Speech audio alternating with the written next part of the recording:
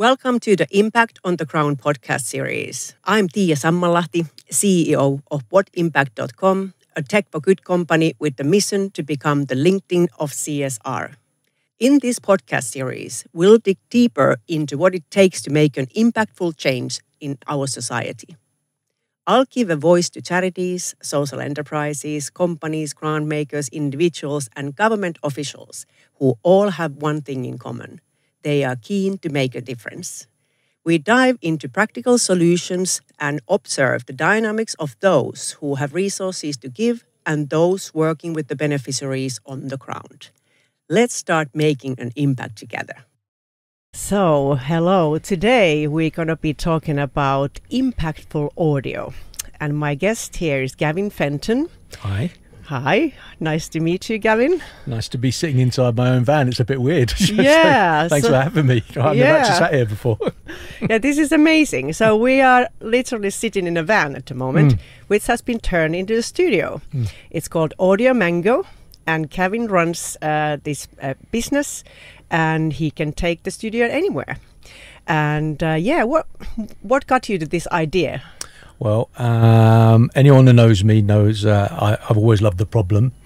I used to be a DJ when I was younger, and my DJ name became Mr. Fix purely by accident because I liked problems and I liked solving problems.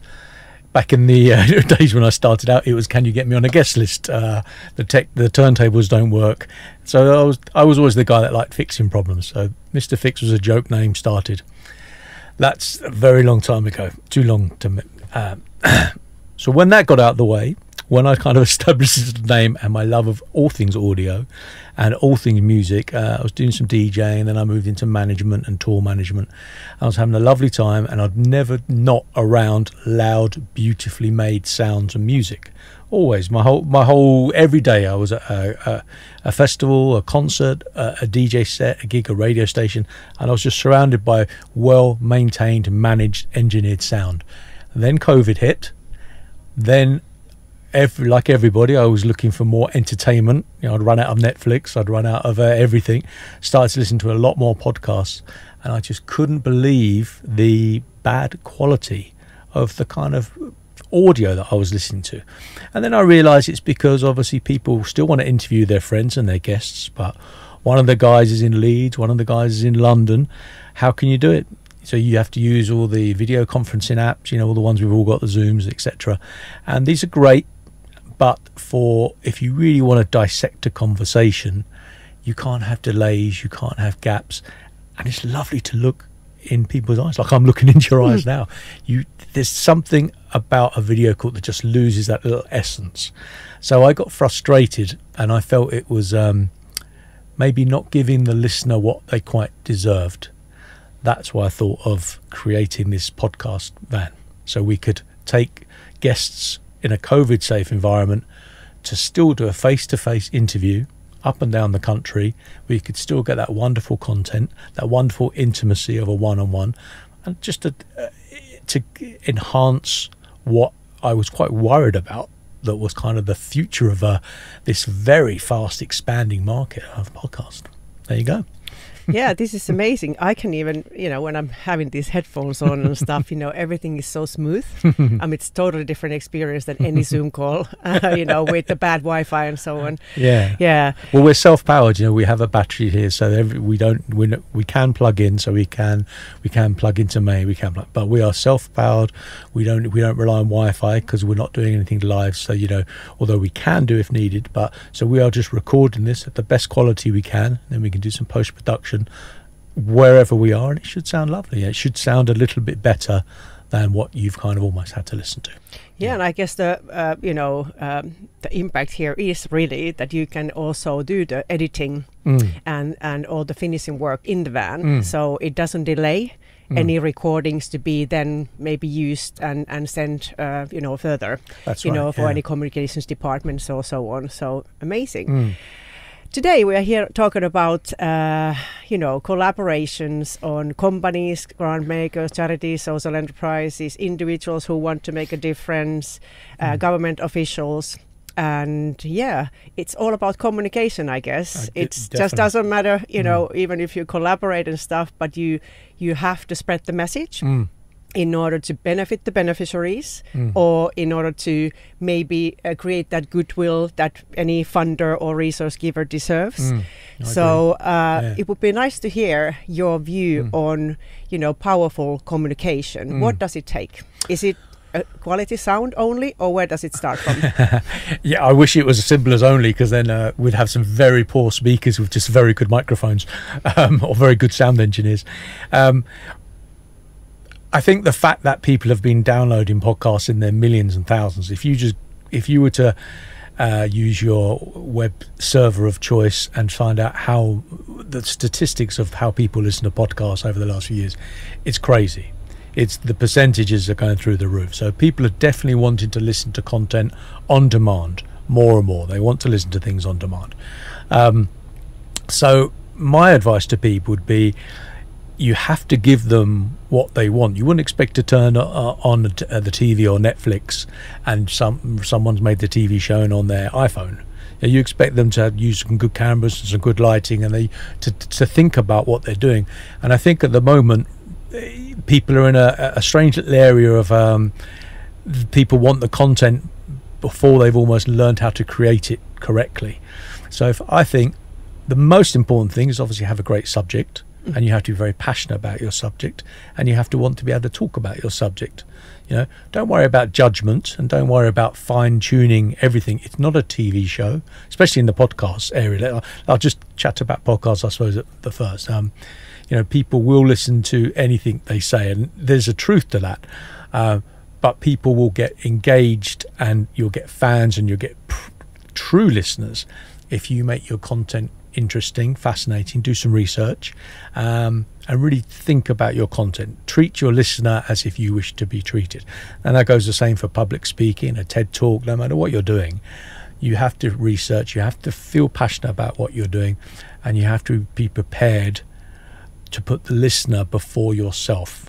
So if you have to explain something maybe that you've heard a million times, explain to it in a way that someone who doesn't know what you're talking about can understand. Now, these are they sound silly things, but I listen to a lot of podcasts, I listen to a lot of recordings, and you'll be amazed at how much people don't really know. They'll turn up for an hour and they don't have a plan what they're talking about. That can be a very beautiful thing. If you're very funny, very talented, very creative, that can be the best hour recording ever. But if you're doing something educational or some form of announcements or something, get a game plan together, and then speak to people who do make and record sound for a living. Don't go on the internet, you know, speak to people, use their skill. There's thousands and thousands of sound engineers around here in the country that haven't worked for ages, that need jobs.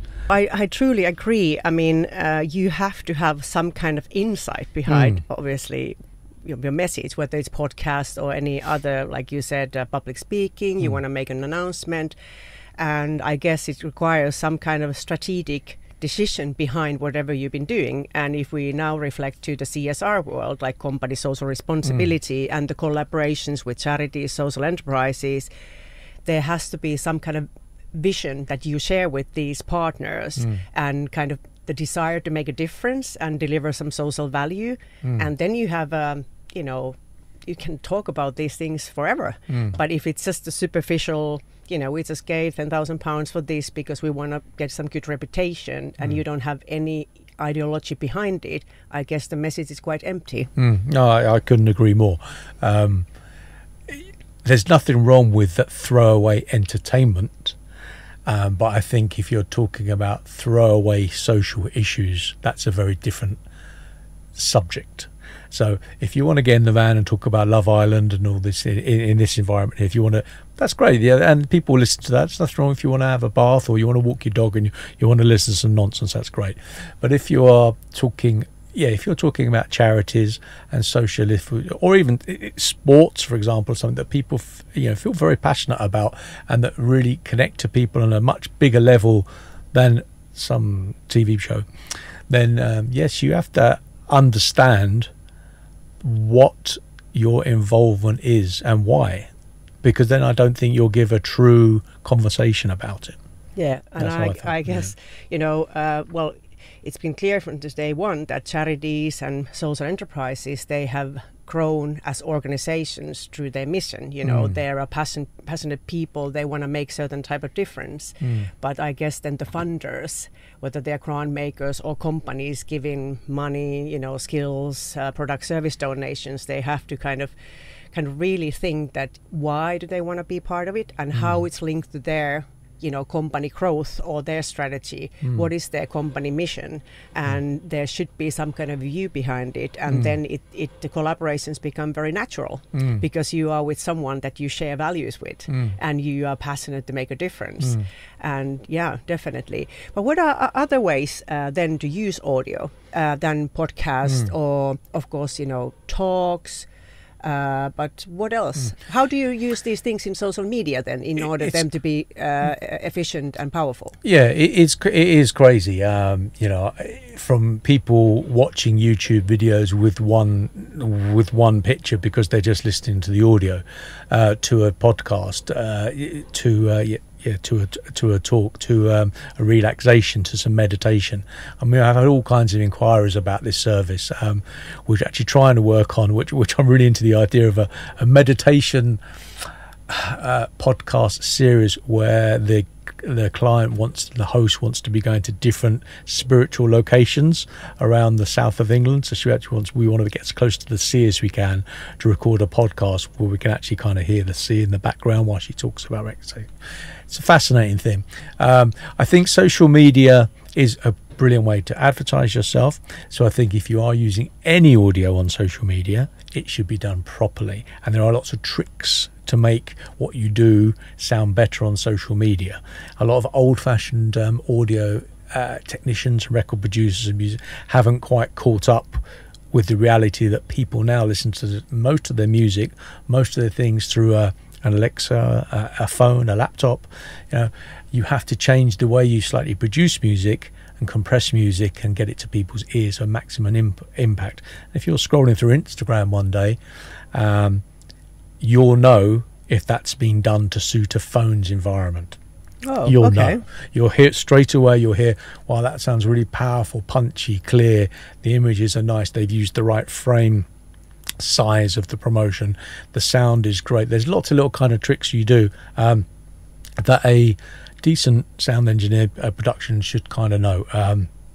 And these are, like I said earlier, you need to get a bit of advice. If you're putting your voice and your words and your thoughts into the world, it's well worth, you know, investing, you know, and not just relying on a mate who'll do it for free because he once, you know, used to have worked in a recording studio.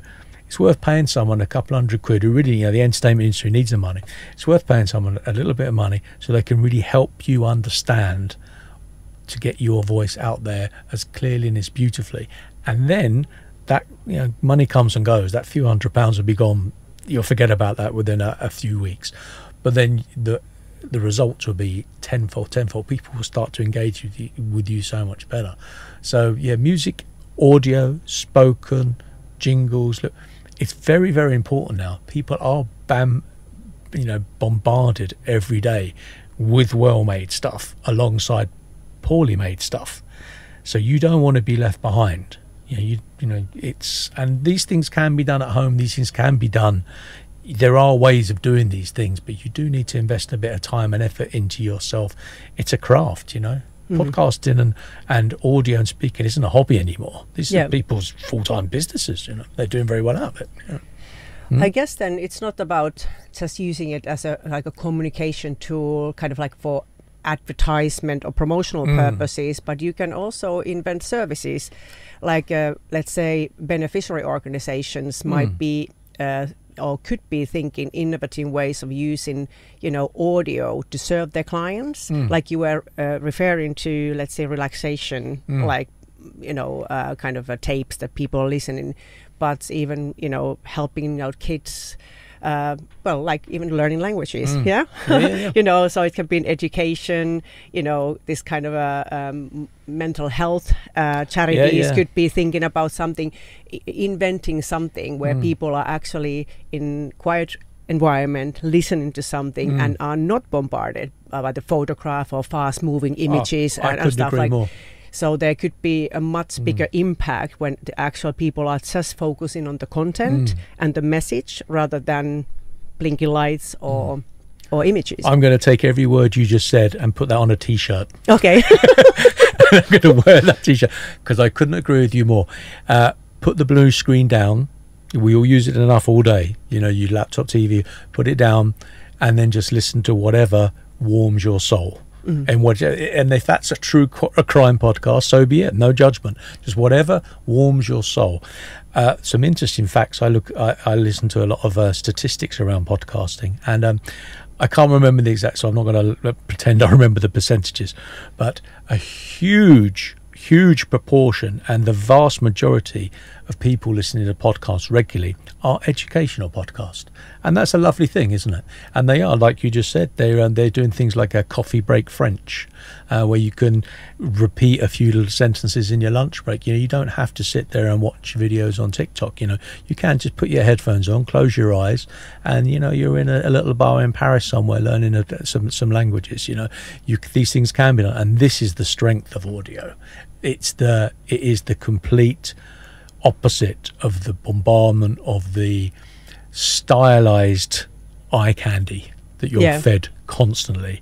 The pretty girl, the good-looking guy, the shiny outfits. You know, you're fed it so much, but they can't feed you that when you're not looking at it. So no, I agree completely. And we need to talk about this T-shirt idea. Yeah.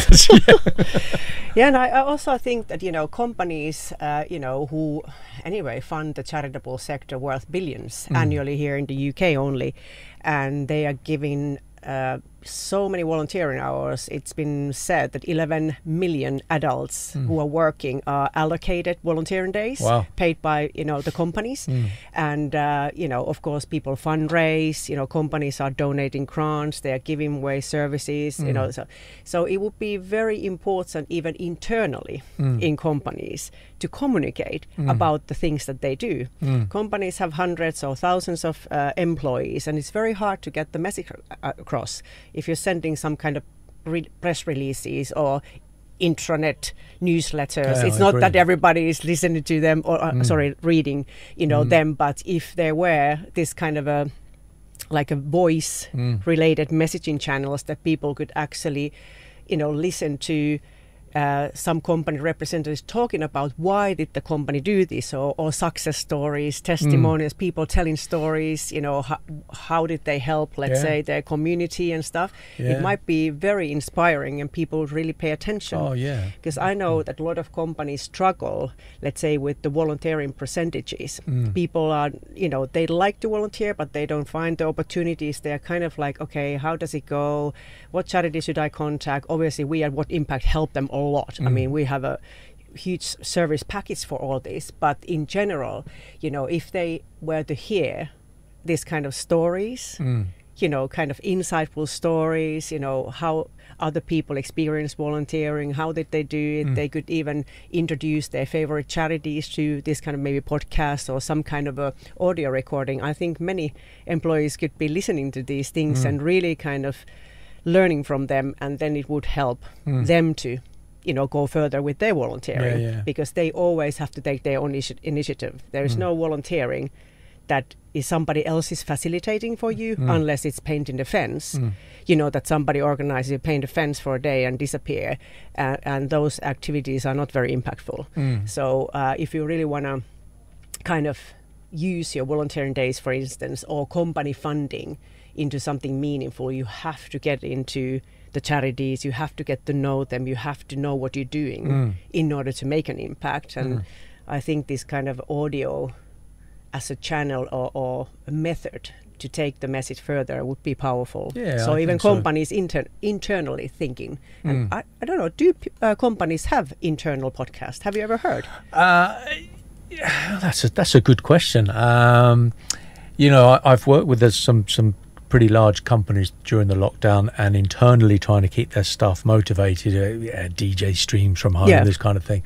But an actual internal podcast, I haven't come across one. But I don't know. That would be a nice thing. It could be good, especially for when you have like meaningful message, you know, kind of that you want to inspire people.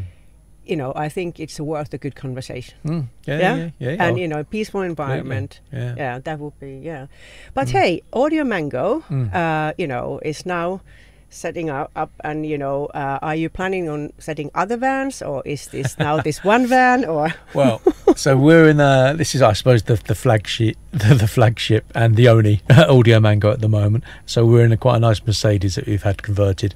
So I suppose we wanted to start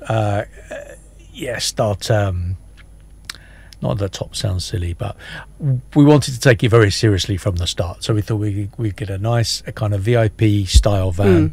Let's put some nice sound equipment in there, and let's play, I suppose, to proof of concept. And then if people really buy into it, and we haven't even really officially launched it, we're kind of not really. We're launching, pretty shortly, kind of like mid-July, 2021. So we're playing with it. Technically, I'm playing with a lot of things in the van. This has definitely become my hobby. So I'm tweaking little things. When we get to the stage of that, this is running as the VIP town city podcasting van that we anticipated, then I think my creativity is going to go a bit far. I do have a couple of nice ideas. I don't want to talk about too much in case someone steals them.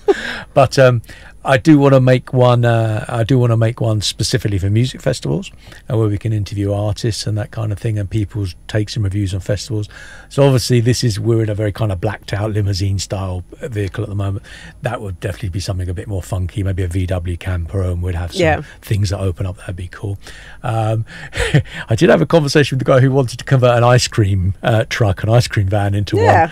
He thought it would be quite good. I'm not against it.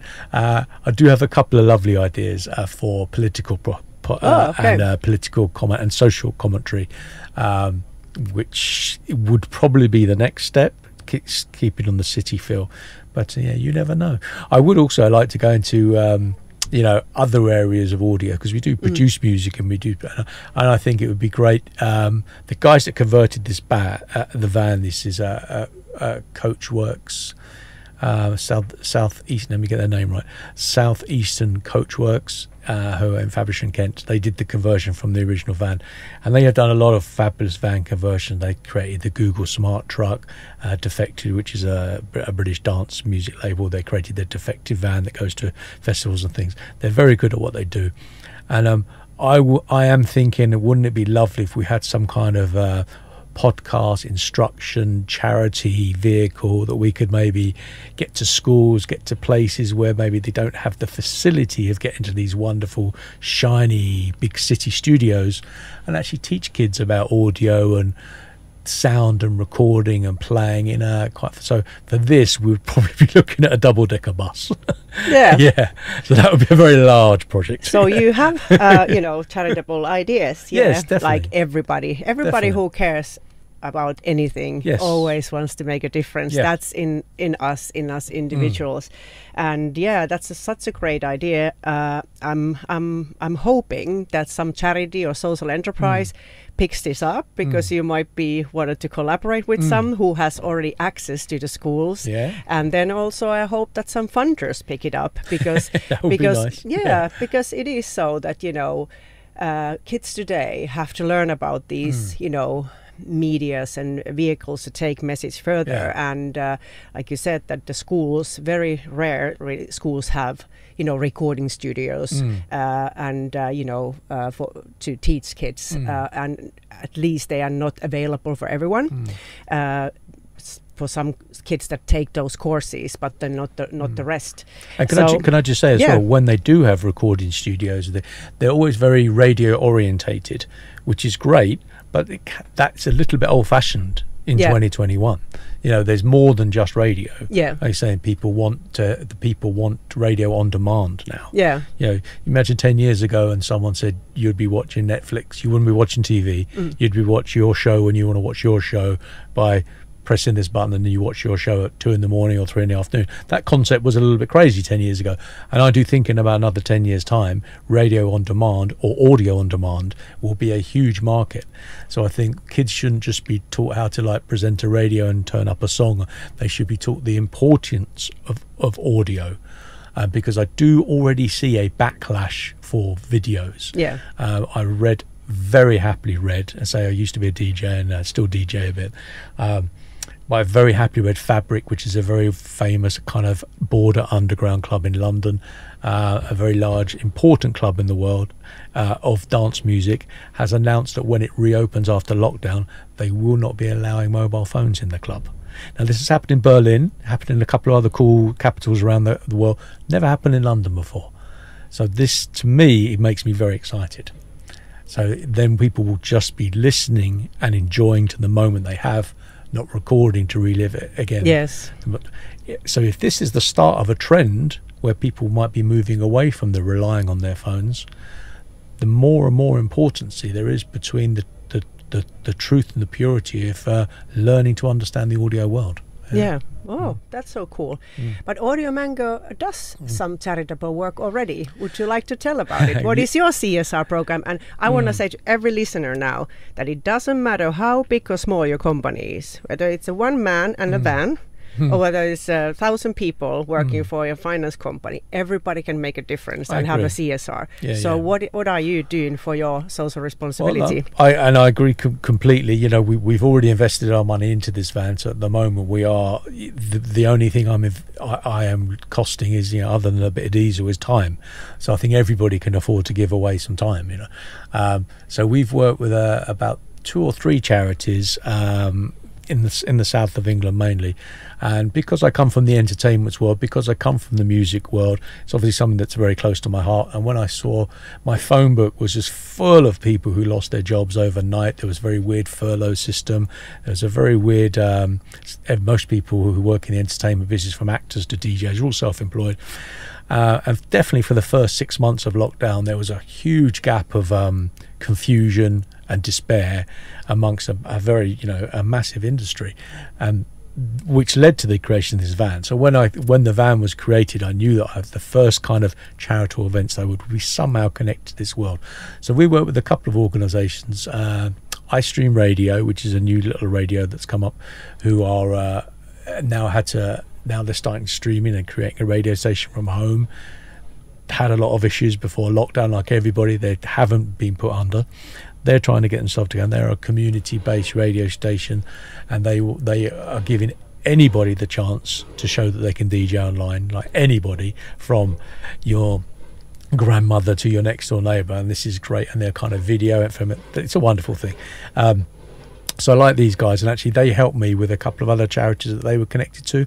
One was called Last Night a DJ Saved My Life, and they are raising funds for the music industry in this country, for people who've lost their jobs and people who've lost their careers. And they're also raising funds for overseas, I believe, and I wasn't the person who kind of set up the deal of this, but I did speak to the CEO. I can't remember the African country, and I feel very bad about that, but they were dealing with purity water in Wales in a couple of African nations. So they were doing it a little bit at home, a little bit abroad, and they were doing this again via DJing, via music, via Unity, where they could get people to DJ. So we parked the van. We were on top of the South Downs, and we had the van parked up. We actually had DJs, decks and turntables and lights and cameras, and DJing on over the South Downs during a sunset, and we were streaming that around the world, and all this is a charitable thing, and it got a lot of likes, and money was raised, and the DJ produced a song, and they played the song, and then the song was sold as part of the thing, and it kind of dominoed. So it was a lot of very small people doing little things, and myself included, that then dominoed into a lot of little offshoots of charities and things. And since then, I've been connected with some lovely people who want to do some, they want to do more and crazy things, and I'll do anything. I would much rather now work with young independent podcasters who need help getting their act together, and on charities and communities that have got some great ideas, and we can really utilize what I've got, and we can really get them heard. Amazing. And I want to kind of say here that many times, let's say when we're talking about this kind of a larger funding from companies or grant makers, they might be thinking that this kind of a, let's say, pop culture, is not something that it has to do with charities, but it does. Lots of arts and culture related things what is happening are actually run by charities. Even if you go to, I don't know, any museums, everything is a charity. So, but it's not just the arts and culture you support, because there are a lot of social aspects to it, like you were mentioning, that actually the art helps the social and environmental issues, and there is a lot of going on. So I encourage, you know, funders who have resources to really kind of learn about what these charities actually do, and then kind of, even if they want to kind of say that, oh, we want to help children, actually the art charity might be helping the children, although their cause is art, you know.